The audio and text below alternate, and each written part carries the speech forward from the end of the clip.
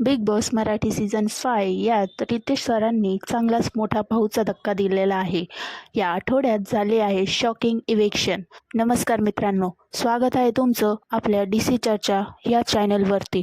मित्रांनो, आपण मागच्या वीकेंडचा भाऊचा धक्का पाहिल्यानुसार आणि आपल्या व्हिडिओमध्ये दाखवल्यानुसार सुद्धा मागच्या आठवड्यात कोणताच सदस्य घराबाहेर गेला नाही. मित्रांनो, मागच्या आठवड्यात जरी नॉमिनेशन नव्हते तरी पुढच्या नॉमिनेशन्समध्ये खूप मोठा ट्विस्ट येणार आहे हे सांगितलं होतं. तर या आठवड्यात आपल्या बिग बॉसमध्ये डबल इव्हेक्शन झालेलं दिसणार आहे. बघूया कोणाचं इव्हेक्शन या व्हिडिओमध्ये झाले आहे.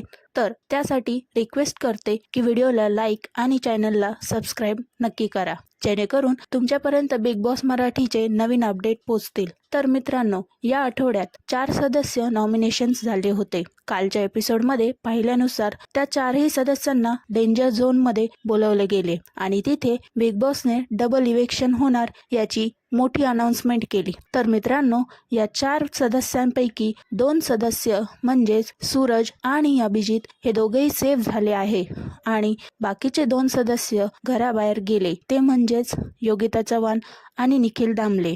या इव्हेक्शनवरून तुमचं काय मत आहे ते आम्हाला कमेंट बॉक्समध्ये नक्की सांगा.